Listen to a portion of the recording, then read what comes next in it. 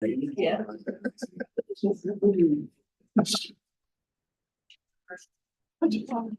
How are you? Good. Well, how about yourself? Good. Well, is it you?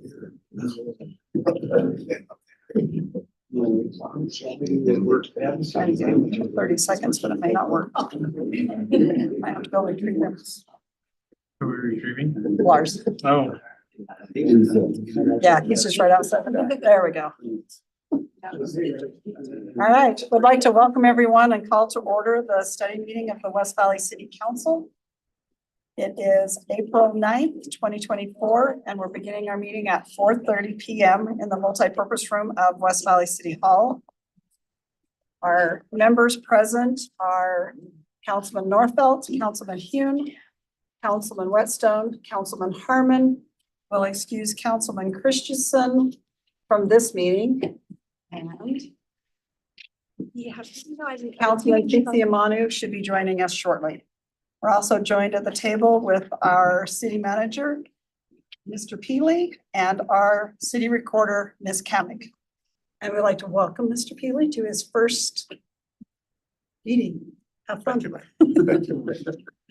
All right, we have our minutes of April 2nd, 2024.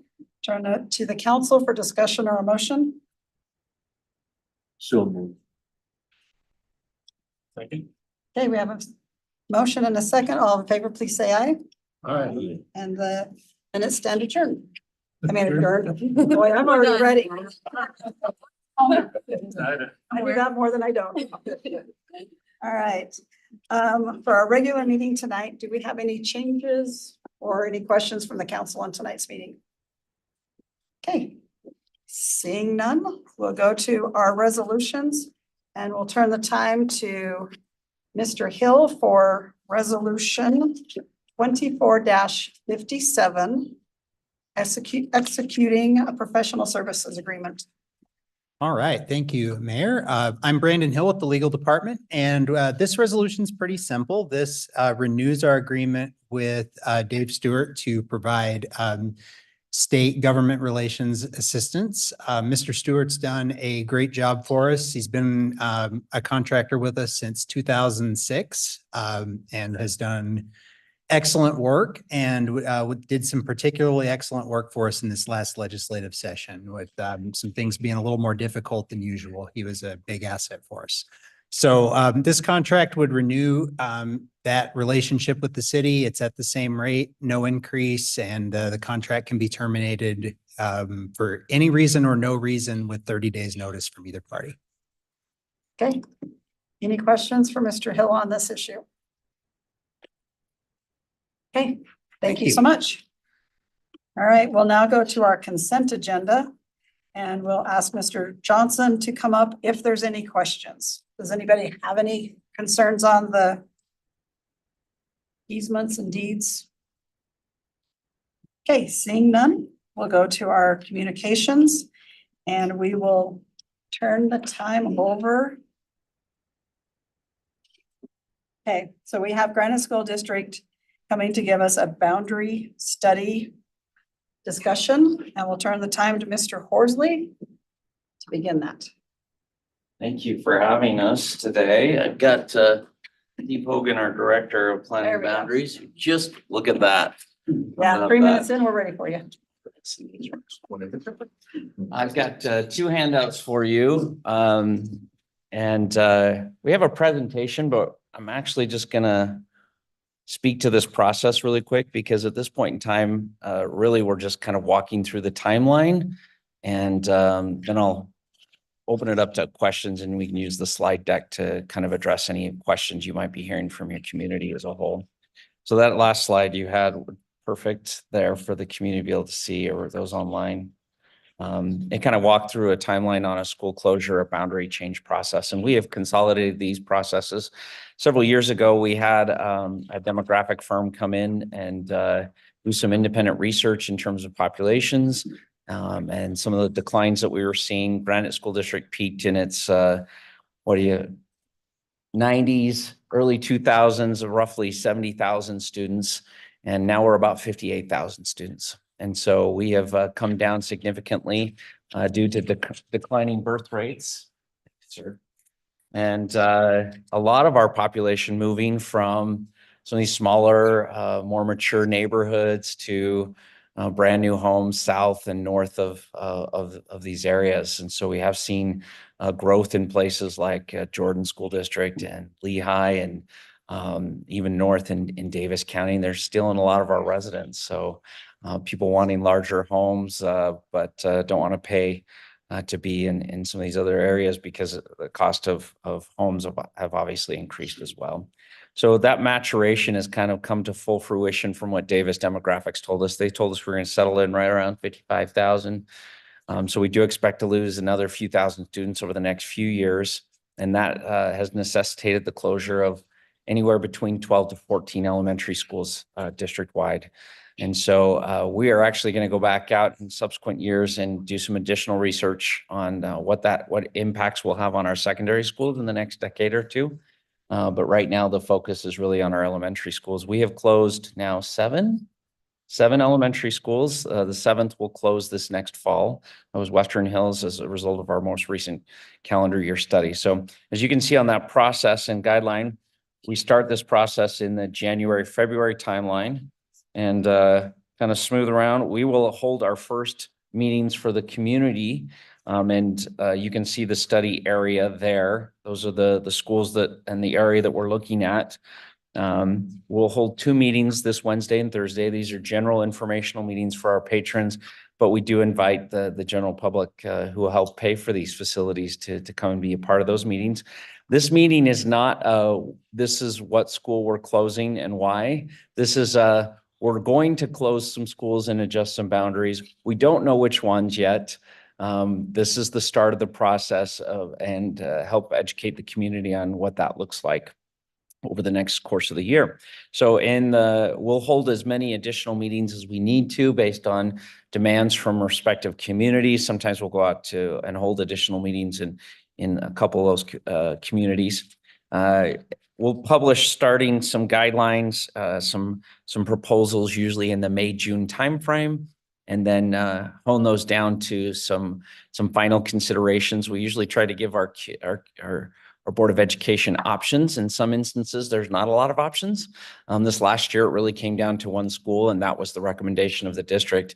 But in previous years, we've had up to 3 different types of recommendations, depending on what the board wants to do. So those will get published and clarified in the September timeframe. All this time, we continue to hold meetings. One year, we held 90 different meetings for the public to engage and participate and provide feedback and help us understand the needs of the community and things that data might not share and show with us. And last year was a little easier. It was 75. Only 75 meetings. So Steve and I get around, and this is part of that process. Under the law, we're required to come and inform you, our elected officials, and the areas that are impacted, that this process is going to happen. And so when we do get to some final recommendations, you'll get a formal letter in the mail. And if you'd like us to come back at that point in time and tell you how we got there, we're happy to do so. But this is the area of study. We initially called it the 31st Corridor Study. There's a couple of reasons we're studying this area, and we did call it eventually the 3500 South Corridor Study. It runs from all the way from South Salt Lake all the way out to Magna. So our next meeting is we're going out in an hour and a half or so to visit with the Magna Metro Township for the same reason. We'll be visiting with South Salt Lake here shortly as well. There's a couple of reasons we're studying these areas. There is as you may or may not be aware, there's a family shelter coming in on 35th and it's 33rd and I-15.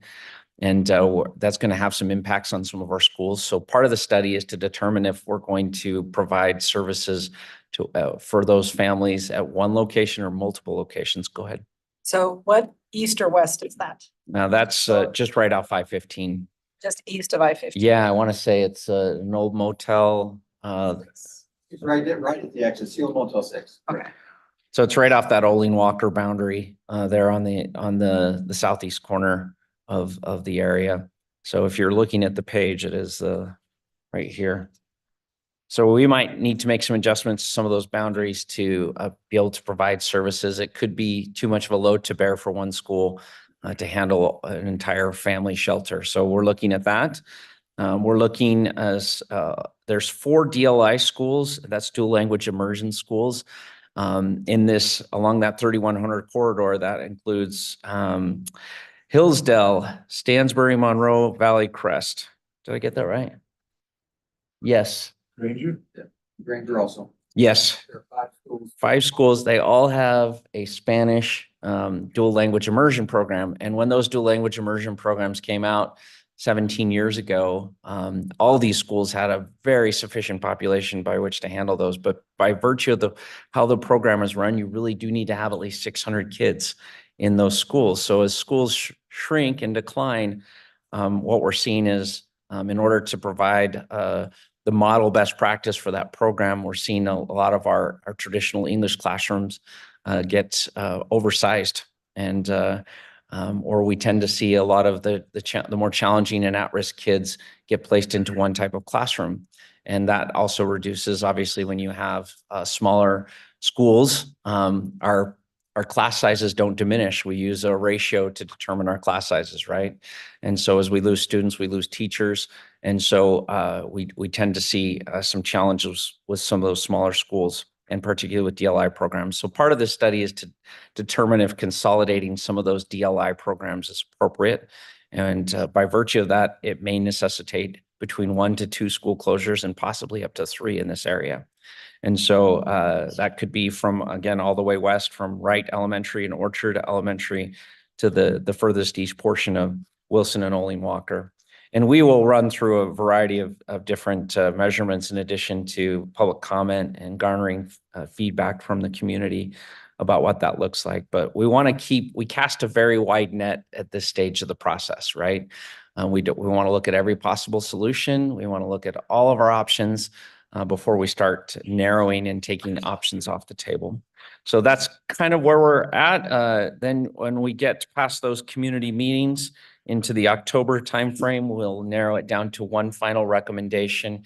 And there's a 2 reading process for our board to consider those. Those happen in November and December each year. And there's a formal public hearing one last time for the members of the public to come and participate as well. So with that, I would also make mention, because we are in West Valley, we're very concerned about Redwood Elementary as well. That has been in a challenging area and neighborhood with the shelter and some of the homeless issues. We've seen a rise and increase of trespassers, drug use, and other challenges on that campus. And so one thing, in addition to that, that school, because of its high transiency rate, meaning a number of students coming and going from that school, it's really hard to build on your education when you're constantly moving, right? And some of our families struggle. We have a large degree of at-risk, a large population of at-risk kids in that particular school. And so one of the questions we're going to be undertaking is whether those students would be better served with some of our more stable populations in some of the surrounding schools. I know that that's kind of at the heart in this part of this community. So we wanted to make you aware of that. That is something that we are considering as well. So with that, I'm not going to go through the remainder of the presentation. There is a lot of other information about small schools and some of the challenges that we find with those locations. But with respect to that, we're also sensitive to your time and your schedule. So what questions do you have for Steve and I? And we'd be happy to address those. Okay, to the council, any questions? Yeah. You had mentioned the shift in the demographics kind of impacting enrollment rates, and are there other factors in the charter schools impacting that? Absolutely. Charter school population along this corridor, along really the 201 corridor, has the largest per capita amount of charter schools in the state. They're taking roughly, State also. yeah, so roughly 13% of students served in Granite School District populations are being served by charter schools. And there's another one coming in by Hillside, over off 5600 West. And we expect that a number of our schools will take a hit. We closed Sandberg Elementary a few years ago. Some of you may remember one of the biggest challenges of that school population was A brand new charter school was built right across the way on 5600 West, and people are very attracted to new and shiny. We've seen that when we rebuilt Granger High School, right? And we've seen kids coming back to a school that we didn't know existed anymore. And so with respect to that, charter schools have had a significant impact on our schools.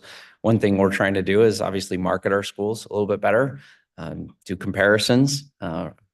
With due respect to some of our charter competition, we outperform them when it comes to apples comparisons. And so we do like to point out those things, but we don't have a tremendous marketing budget, as you can imagine. And so sometimes that new and shiny building outperforms in terms of drawing people to those schools than the actual academic outcomes. Do you want to add anything to that? There are a couple things that we battle, not just our district, but across the state and across the country. Birth rates are down everywhere, even Utah compared to what it used to be. That's different. We're an open enrollment state. That means students can choose where they want to go. The increase in charters, we have a higher mobility rate. We're a more mature population. There are some unique features of our district, but not just our district, along the Wasatch Front, and make it a challenge. And I think we'll be in a similar position where we have to review constantly school populations and adjustments. I'm a huge proponent. I'm a 30-year educator, former principal for 17 years of public education. At the same time, I believe in choice. I'm okay with choice and competition. But we have to up our game, and we have to do everything we can to make sure we're keeping students. But sometimes that means optimizing size based on our populations. And so that means, bottom line, and we fight this all the time, it's not about closing the school to save a few bucks, because we don't save that much money to close a school or even sell a property. It is really about providing the best education. There's an economy of scale at work in education where schools we know can be too large. We've seen those, but they can be too small. And if they're too small, that adversely affects student education. And that's the bottom line. That's what we're trying to affect. If you go through the slide deck, it kind of goes through some of those factors. We're looking for an optimization of about 550 kids in a school. That gives us about 3 teachers per grade level, which gives parents a lot of choice. It gives us an adequate population size for a PTA to be staffed, right? To have adequate volunteers within a school. When you're down the school, Western Hills, that we're closing at the end of this school year, has sub 300 kids. And so you have split classes and some of those challenges as well. And families don't like it. And when they don't like things like that, they go somewhere else because they can. So good question. Mr. Marfell? It's not a question, more of some information. As you know, Bangor Highway is being changed. And there's a challenge to have students go across that highway. One thing a problem that our residents are facing is the potential for tunnels to go under Bangor, which into neighborhoods which we don't feel is safe. And we wouldn't recommend that for kids to go through. So if you are making boundary changes, it would be helpful, I think, if you made Bangor the boundary. There is, and that it has been a consideration of our population analysis committee, and we are aware of some of those concerns as well. The challenge, if you could see it here with the junior high feeders that are behind me, it's really hard to make that for those secondary schools. Granger, being right there on Bangor, obviously serves an outsized portion on both the east and west side of Bangor. But yes, that is something we've looked at that's part of our policy and requirement, is to look at corridors and high traffic areas and try to reduce we want our schools to be walkable, right? Yeah. Especially at that elementary age. So please know that that's something we do take into consideration. I appreciate you bringing that up. We do and have met with UDOT. We're aware of all those changes, especially around 3,500. In Granger High. Some people have even accused us of encouraging them to have tunnels. We've not ever said that. They come up with ideas and we give feedback. We're open to really anything, but it's our job to work with patrons and communities on what we call safe walking routes. And that's part of it. And we're always working on those. So we're very open to options to keep the kids as safe as possible. I think you guys probably have a copy of a letter that our superintendent sent over to the mayor that addresses that topic too. So Yes, thank you for that. any other questions that we can address tonight? The Redwood Elementary School, you're thinking about gonna move somewhere or rebuild the school? Can you tell us? We're evaluating what the best options would be there. And I think Steve hit it on the head. If you look at our slide deck, our goal is to improve outcomes for kids, and right sizing populations can be a help in that situation. Geographic location can also be a help in some instances. The quality of the facility it's a challenging facility. It is slated for rebuild at some point in time, but so are 40 of our other schools, right? And we have $1 billion capital plan that we're trying to work through as quickly as we possibly can. So we're going to be evaluating that from every angle we can. I will say that Redwood has struggled by virtue of the at-risk, the large at-risk population that it serves, consistently being what's called a CSI school, or a school that's targeted for intervention because of some of those challenges. And so again, we're going to be evaluating whether I'll just be very honest. If we parsed out those students to the surrounding schools where we have found success, there's a little bit more stability in the population. Is that going to be a better outcome for those students? And that would be the basis for any school closure in that particular area. We don't have the sufficient funds at this point in time to push Redwood up for a rebuild. There are a number of other locations that are anticipated for rebuild and remodel in advance of that location. So that would not be something we would be able to take into consideration. And so your thoughts, and when you hear from your patrons, so we'd appreciate any feedback that you're hearing on that as well. I think one thing that's kind of driven that in the last few years is the number of incidents we've had with criminal activity on school property. And we had a very scary situation last year where a homeless gentleman came in and trespassed on the property, and we had to go into lockdown. And unfortunately, that seems to be increasing, not decreasing, despite providing additional resources and locked doors and other things of that nature. Before you make a decision, you're gonna have a public, like public hearing, a public meeting, some kind of thing at that school, so people they can come and maybe get input. Yeah, so the 2 meetings this week will open up the process, and we'll hold upwards of 70 to 90. We'll hold as many meetings as we need to ensure everybody has an opportunity to provide input and feedback on that. Again, it's a calendar year process. We are really just at the beginning. And we'll go through until next fall. We'll hold many, many meetings, but the board decision will be next November and December, with any action implemented probably fall of 2025. So we have months to go in this process. And like Ben kind of alluded to earlier, our approach has been, we'll take any and all ideas, throw those on the table first, and then we will, as quickly as possible, try to take those off the table and narrow those down and refine them to some good options this summer.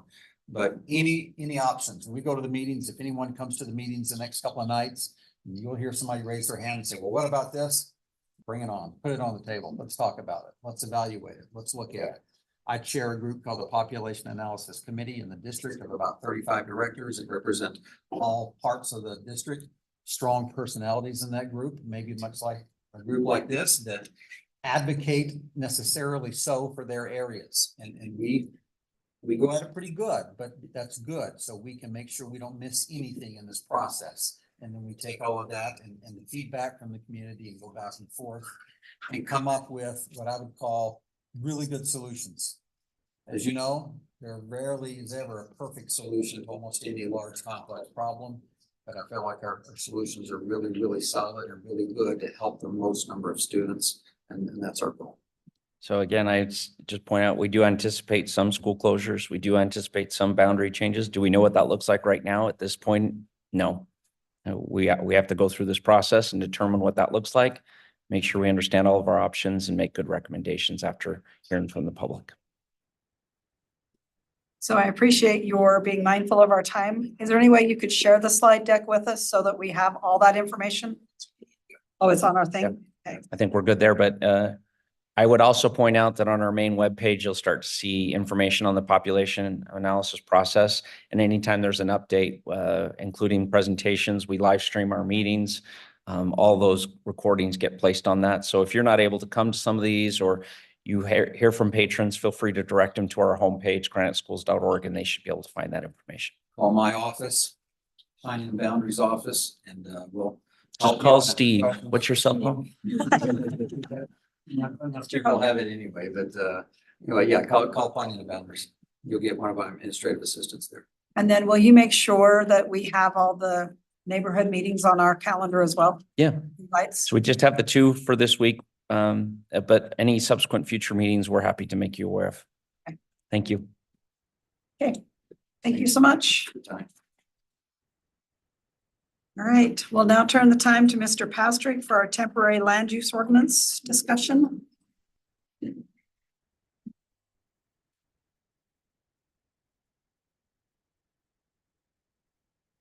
Thank you, Mayor and Council. Steve Pastor, Community Development Director. So a couple weeks ago, we talked about the southwest part of the city as part of our ongoing general plan discussions. And during that discussion, there was the option discussed of a temporary land use regulation, or more commonly known as a moratorium, the possibility of that. And so today we wanted to just talk briefly about that option to see if that's something the council does want to pursue. And so we don't have this on for voting for next week. This is more a discussion today. If the council directs, then we will definitely place that on for the council to formally consider. So this map is one we showed a couple weeks ago. Again, the area in blue was the property that's now in Kennecott ownership. And I wanted to point out from staff's view, we did get some new information that I wanted to point out as part of this discussion. And from our perspective, we feel like a moratorium is not needed at this time, and I'll explain why. But again, we'll take the council's direction. So the first is, and this is something I was not aware of a few weeks ago, and that is everything that Kennecott took in trade that's north of 5400 South included a deed restriction so that there's no residential allowed on any property north of 5400 South. So that will be some type of either commercial or industrial property. The second is, and this is something we mentioned before, but you have Hexcel that's here. And we feel that any residential directly across the street from Hexcel would just not be a good idea, given just the type of facility they have there. Then if you move further south, the property here that's just north of 6200 South. So this parcel here on the west side of SR 111, if I go to our zoning map, it's zoned agricultural. So if anyone were to develop that, they're going to come in for a rezone. So the council will have the ability to review that, to have a development agreement. So we've got some control there. Also, the same applies to this property here, south of 6200 South. That's also zoned agricultural. So same would apply there. So then if you look at what's kind of left, you have this area from this line here down to 6200. So it's zone manufacturing now. The area in blue is owned by Kennecott, and in our conversations with them, they have no immediate plans. They've been looking at, what their plans would be on this property overall, but certainly have no immediate plans to develop that. The only thing that does have more, well, at least we've had some conversations on, is this parcel here that's just east of the blue, and that's owned by Geneva, and they do have plans to do industrial development on that parcel. So given all those factors, we feel like either because of existing zoning or deed restrictions or existing businesses that a moratorium wouldn't be needed. But again, that's the purpose for this discussion, to see if the council, your thoughts on that. One other thing I'll point out is that Mayor and I talked last week. Understand, Mayor, you had some conversations with Kennecott, and they have been doing some planning on this property and would welcome a presentation to the council to talk about some of their thoughts on this property. Yep. So any questions from the council? Yeah, I have a question. what the big piece of property in the west side of 6400 west, what's up the blue color right there above? So in this area. Yeah. So that's still Northrop Grumman. They still retain, it was formerly ATK, so the defense contractor. So they still own that and they have long-term contracts where they still do manufacturing for defense-related items. So they own, in fact, I have a separate map. So this map here in red, everything in red is still owned by Northrop Grumman. And then this kind of blue-green color is actually back to that, is the federal government. So it's the Navy that owns that. So, and again, it's all defense related. But they don't have a deed restriction to like the one Kennecott has, right? The property in red, I don't believe there's a deed restriction, but they actually they currently do manufacturing on the property now and intend to continue that long into the future. In fact, they mentioned that they still have like 50-year contracts with the government for manufacturing. And weren't they the company that forced the deed restriction? Correct, right. Their concern was when they did the property swap, they did not want to have residential right next to their facilities. So they were the prior owner, and so in the swap, they placed the deed restrictions. But if some long time in the future, if Northrop Grumman sells this land, would the deed restriction continue in the Kennecott piece? Good question. The only way that could be lifted is if Northrop agreed to, or whoever that is in 50 years agreed to have that lifted.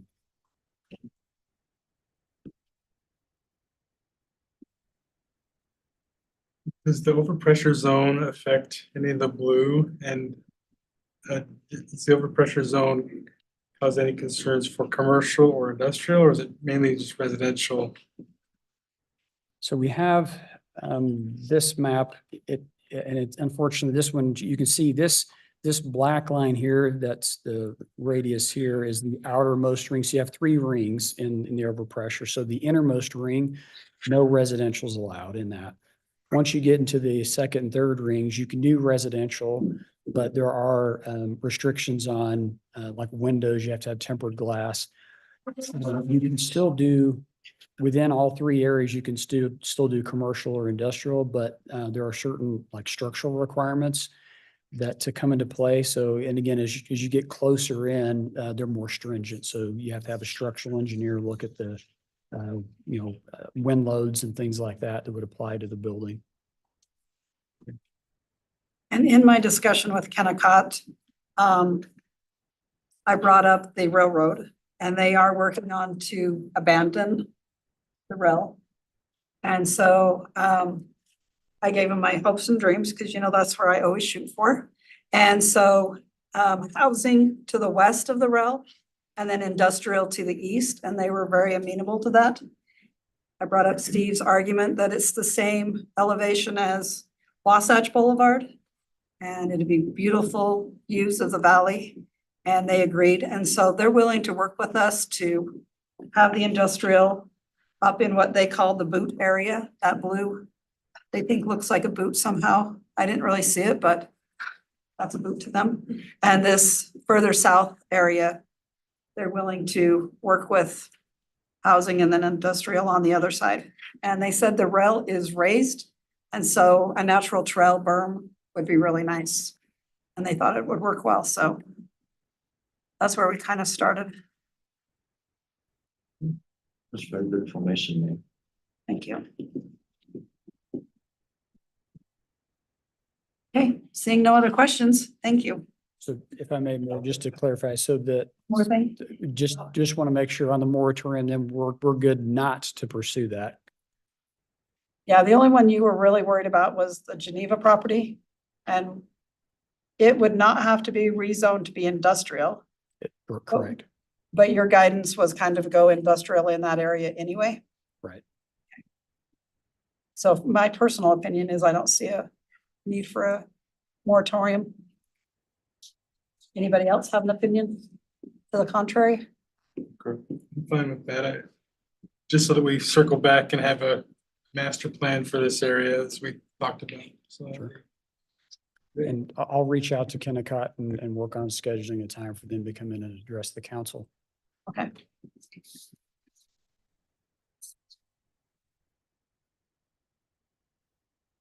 All right, so we have another Real plan update. general plan discussion here. The rest of the meeting is the Steve Pastrick Show. It seems that way today.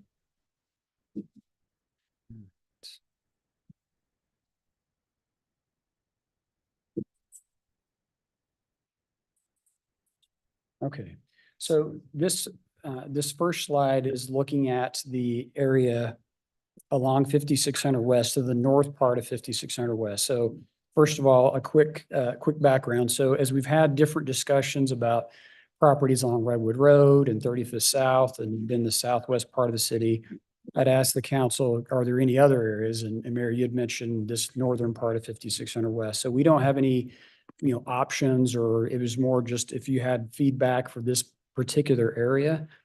And this area off to the right is just the legend that kind of explains the colors, but you generally have kind of the light gray is the industrial area. This is kind of the dividing line between the industrial and then commercial and other uses is the Ritter Canal. And along 56, of course, you have commercial designation. And then once you get off that, then you start getting into residential.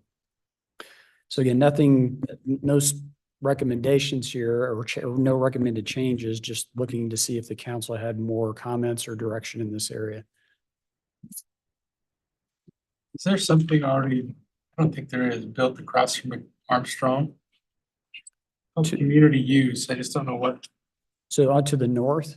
So the reason it's community use is it's owned by the school district. And so they had plans to do junior high, but in light of that conversation just now, I doubt that's going to happen. So I would, we've had discussions over many years about them potentially selling that, but so far they have not wanted to do that. But again, based on that discussion, it seems like at some point they ought to be selling it. Thank you. So any other use would be compatible with that zoning, or would we have the option to rezone if it's purchased by someone else? So Would they right now, have this to- is the general plan Right. designation. And if I recall, I have to go back and look, I think it's zoned agricultural right now. So we have, okay, So, but I'll confirm that. I'm pretty sure we changed it to agriculture That's- because we were concerned they were gonna sell it. That's what I remember.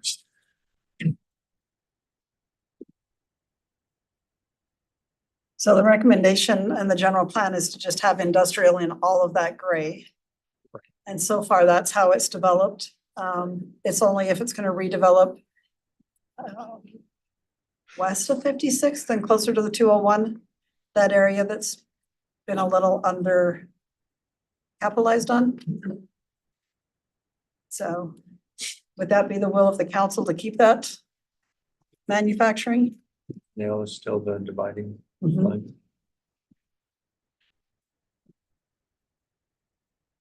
With that being the part of the city that's adjacent to the inland port vicinity, are there any considerations around that that might impact our ability to rezone or to make changes there? No, we still retain land use control within, there's a portion of the city that's within the inland port, but we still control zoning. So I feel like how we have zoned is compatible with the inland port. Perfect. Okay. And is all or any of this in the inland port? There's an area more to the northwest, so west of 56, and I don't remember the exact boundaries, but I believe north of the canal, that area was in the That's inland right. port. Had in my brain, Yes. Yeah. a little teeny piece. So at this point, if we don't need the inland port, can we get out of that on that piece, or do we really need the inland port help to develop it? That's something I have to check with legal on. I don't know the answer to that.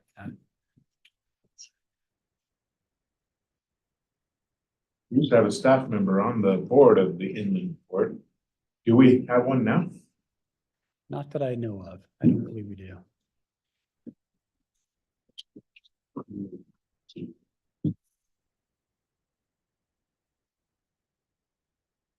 So unless there's other comments on this particular area, I do have just some, what I would have referred to as sort of wrap up. So we've gone through all the areas that we wanted to specifically discuss with the council. So what we did is went back just to kind of report back on outcomes, if you will, looked at all property in the city that's approved for residential but not yet built, zoned for residential but not developed, or planned for residential. And in some cases, areas that are planned for residential are ones that would be redeveloped. So for example, the drive-in theater, okay? So if you took all of that property, so it's either approved, zoned, or planned for residential, all in, you're about just shy of 900 acres. And then this gives you the breakdown of that. So how much of that is, you know, apartments or condos, which is a small portion, 28 acres, townhomes, 194, then most of it's single family at 650 acres. So then if you then look at, okay, how many units would that translate to? So let me describe this. This table shows, first of all, that second column would be as of the beginning of this year, how many housing units we had in each of those types. So for example, for single family detached, there's just over 28,000. And then multifamily would include things like condos, townhomes, apartments, just over 13,000, and then mobile homes about 2,200.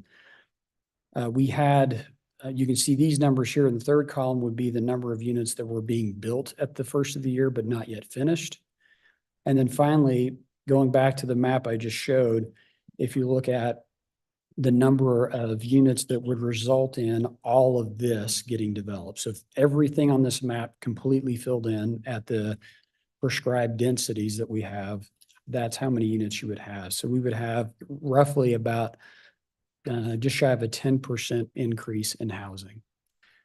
So really, this is just more for the council's information as you know, we were looking at individual properties and in certain corridors, but if you kind of aggregate that all together, what the impact would be to the city.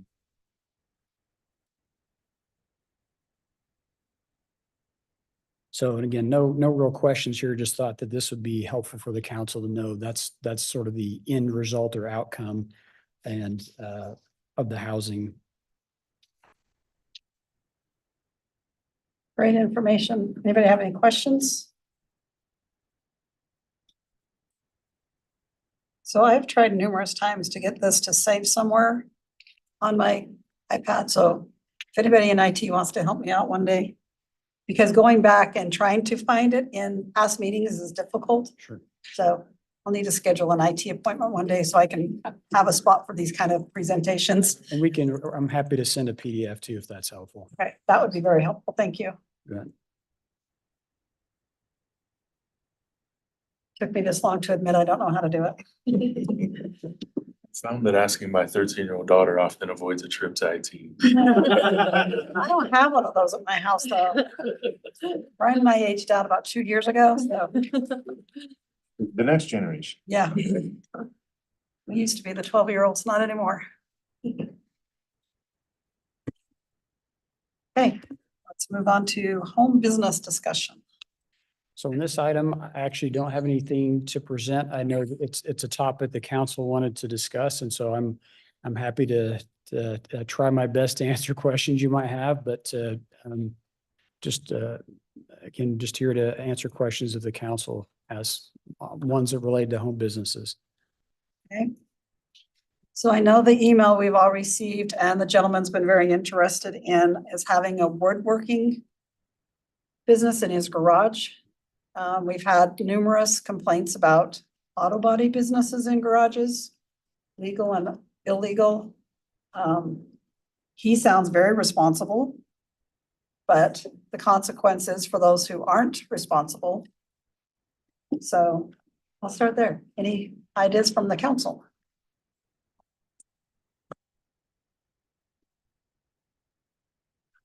I agree with the same points, and I've had some decent discussion with this gentleman, and he's actually very understanding of the fact that making an exception for him would actually have ramifications across the city. He's very cognizant of that.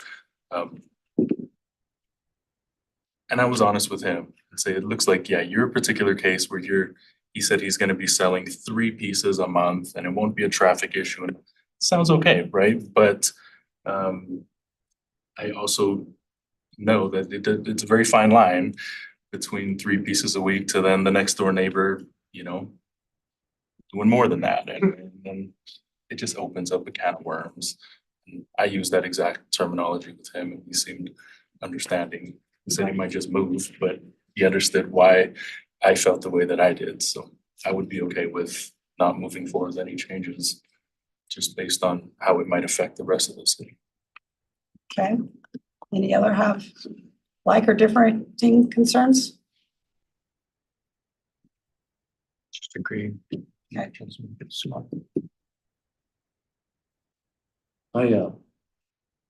I have a gentleman in my stake. And he's been doing business for years and years. And he's very good at it. In fact, I use his products too. And some of people in Ward and on stake also use product. He seemed very responsible, very responsible guy and doing talented and doing very well. And I'm concerned about if this law we pass and cause some problem for him. I don't know, July, Jake, he says, you know, this is the whole city and but also you brought it up about people have responsible, people they're not responsible. So I'm kind of in between, to be honest with you. He's senior. I don't know how long it's gonna last, but I think that's a very good income for him to survive with his family. And I really want to support him very much. But I don't know, to be honest with you.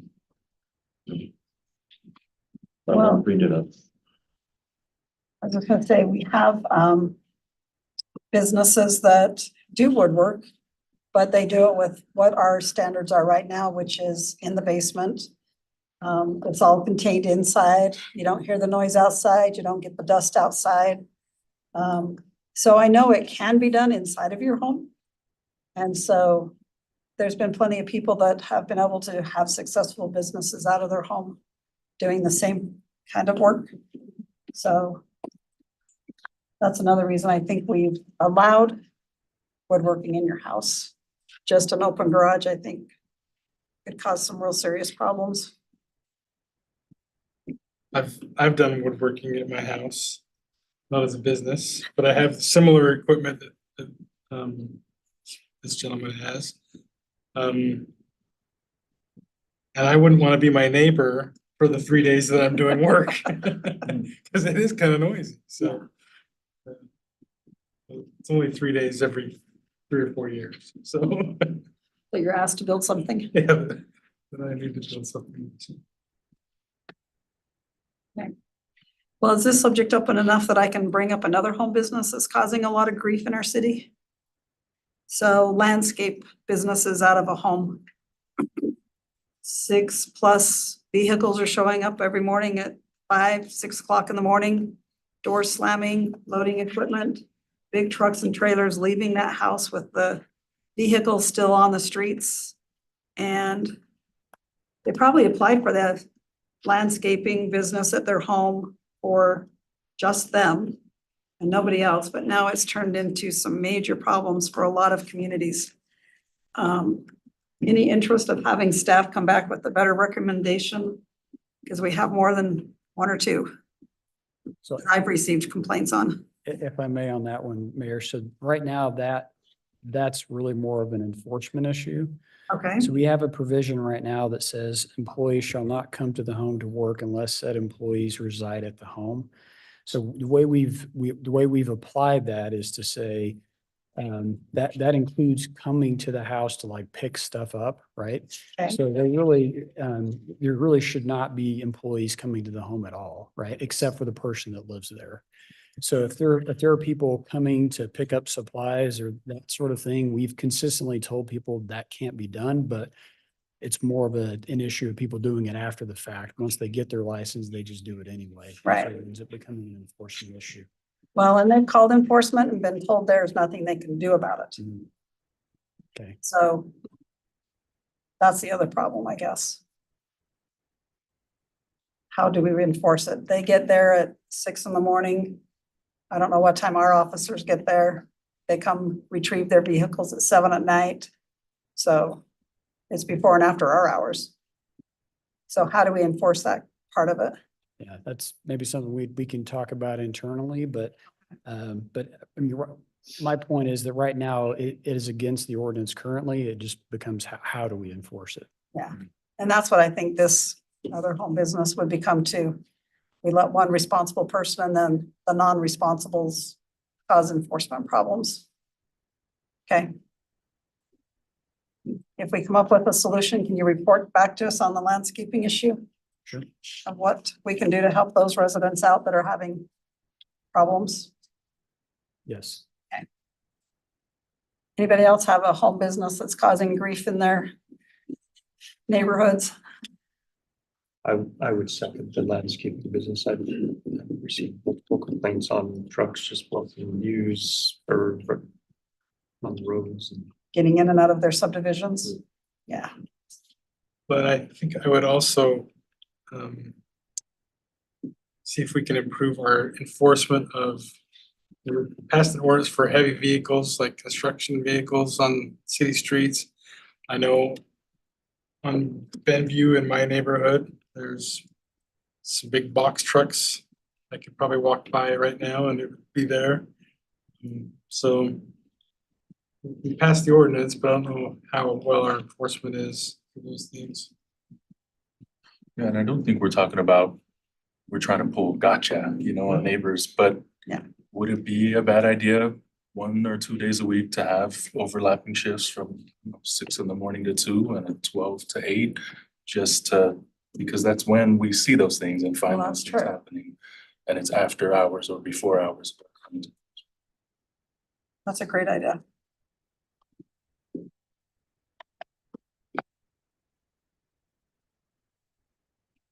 Okay. Seeing no other remarks, thank you so much. Thank you. All right, we have a couple issues that we've brought up in the past that staff would like to help address. So we have our non-commercial signs. That discussion, staff has asked that we save for a closed session. So our other one is the fence at Bingham Point.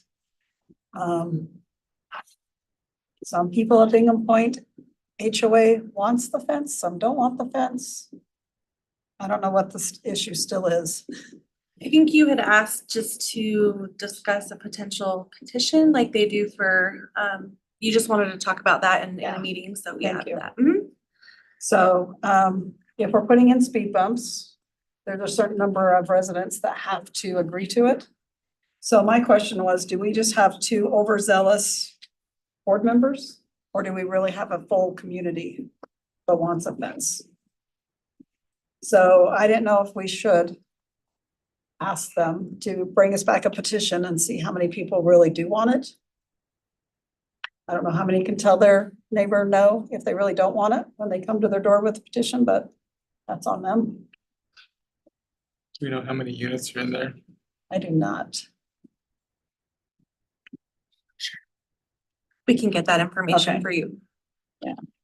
And I don't know, I can't remember from our last discussion what the benchmark is even for our speed bumps, what percentage we need to have.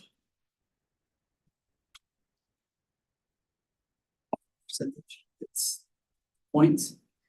Not the points, the percentage of signatures of the people on the street It's, to build them, to build the speed bump. I believe it's 2/3. but I don't 2/3. remember off the top of my head.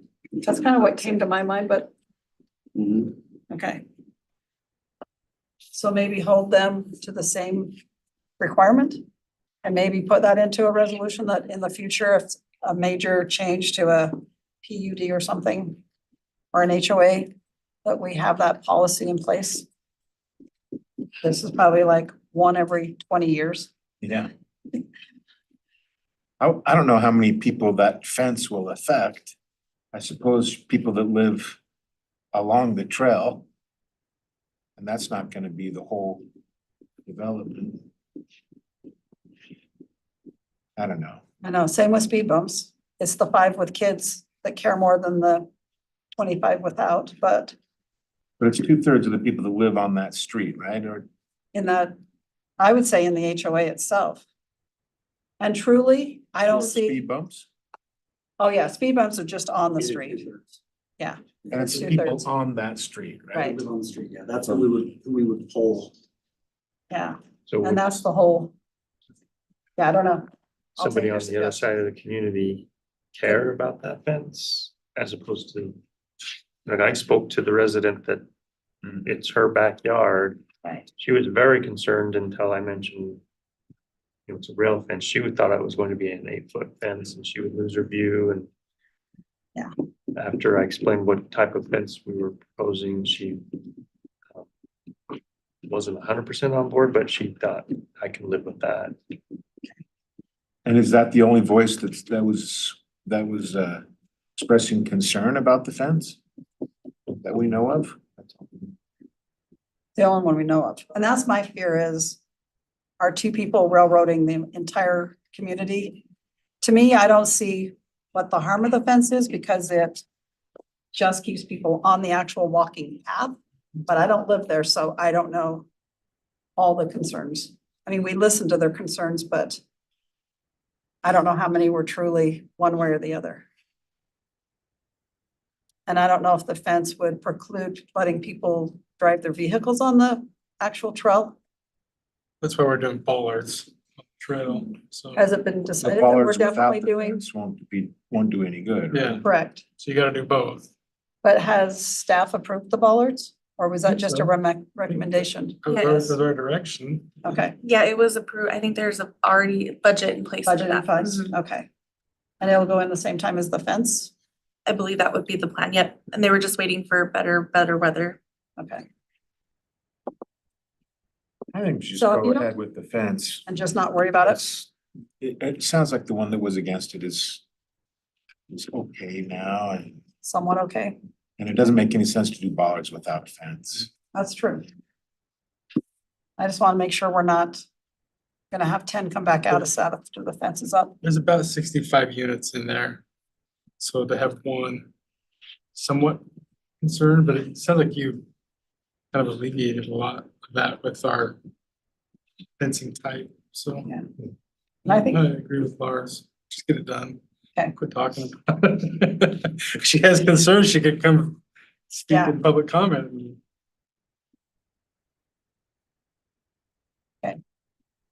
That works for me. All right, let's move on to our council calendar. Did anybody have any concerns or issues with the calendar?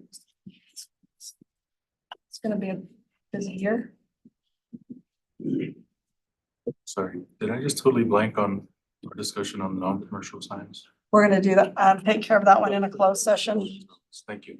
for legal reasons. Okay.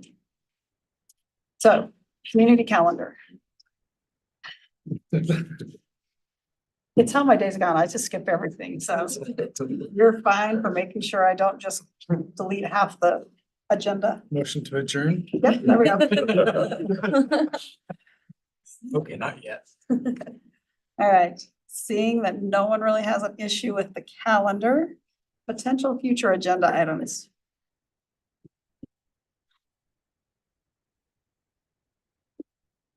Don't have any on my calendar. Anybody else have any concerns they found in the last week? Not that I haven't already emailed them. Okay. And council reports.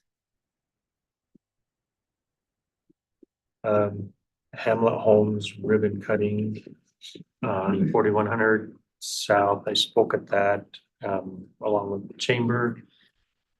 They're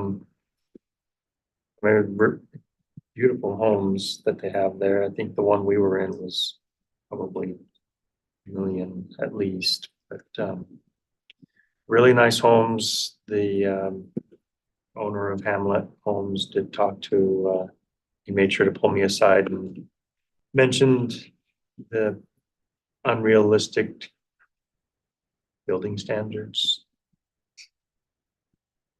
But I listened to him. Thank you. A good event. A lot of people there. Oh, good. Food trucks. I drove by and those are nice homes. They're really nice. The more the merrier of nice homes. Yeah. And they're great standards, even if people think they're unrealistic. Right. Yeah. We deserve nice stuff. Yeah. We do. And they build to those standards in other cities, so why not here? And Hamlet's doing it, even though he may not have loved it, Correct. he's doing it, so. Thank you. Those were my sentiments exactly. Oh, yeah. Just didn't know how to politely say it. So thank you for politely saying it. I did, actually, I went through my phone. I did have a potential future agenda item. I think it's just a communication request. But Okay. would love to know how our graffiti efforts go if we found that there are hotspot neighborhoods where Jake is out doing more things, how that's working with the sprayer that now I think works in the wintertime, where before, right, we had that low temperature issue with equipment, or if there's certain ways that people are reporting more frequently than others, besides just text. I use the text, but or if Sam's team is handing out, the graffiti kits to folks, we running out of those because there's too much, or I would just love to know what that looks like citywide, because I only notice my neighborhood most of the time, right? Or the main roads we drive on, but I'd be interested to know some of this just after school kid stuff, or is this like actual gang tagging, that kind of stuff. I'd be interested in knowing. Well, police can probably give us a report because if they see the pictures, they usually know if it's gang related or not. Sure. Because there was a time we had a lot of it around our business and home, and so we got them on video both, so that helped police a little bit, but sometimes it's just a kid going down the street and hitting as many walls and signs as they can find from 4 a.m. to when the sun really comes out. Yeah, I'd be interested in hearing from them. Do we need another Jake? Does he need more equipment? Is it fine the way it is? Well, and I seem to report a lot. So there was one day though, I was pulled over, and maybe this is not maybe this is too burdensome, but I was pulled over taking pictures, writing down the addresses, and a city vehicle went past me. And I'm thinking, why aren't they pulled over taking pictures and getting addresses and turning it in? We have enough city vehicles with our police, our public works, our parks, and they drive more than just my little routes, that we could maybe have more help and eyes out there helping us report all the graffiti. I mean, I have one couple in my neighborhood that walks continually, and I get emails all the time, and they do the graffiti, even if it's in the gutter at the park. I get pictures of that to send to Jake to say, please go clean that up too. So they're very detail oriented, but the more eyes we had, I think the quicker we could get it off, and they wouldn't come back and graffiti if they know it's not worth their time. So. But I don't know if staff really has time for that. But something to maybe ask. All right, anything else? So I went to the Chambers Women in Business at the Cultural Center today. Again, another great event that they love the Cultural Center for. So it's very well used. And they had 200 women and men, 200 people sign up today. So that's good advertising for us as well. So, and then they're having another event Thursday, but it's over at Taylorsville in their new building by City Hall. So, Theater. yeah, so they're kind of going between West Jordan, Taylorsville, and West Valley with their events, which is nice. Okay, seeing no other reports, we do need a closed session for pending litigation, reasonable, intimate litigation, and professional competency. If anyone would like to make a motion for that, and then after our closed session, we will adjourn with no other business So moved. Second. Thank you. A motion and a second. Ms. Kamic. Councilman Fitzie Umanu. Aye. Councilman Whitstone, Yes. Councilman Harmon, Councilman Hune. Aye. Councilman Nordfelt Yes. and Mayor Ling. Yes. Motion passes unanimously. Okay, we'll take 5 minutes and we'll reconvene for our closed session.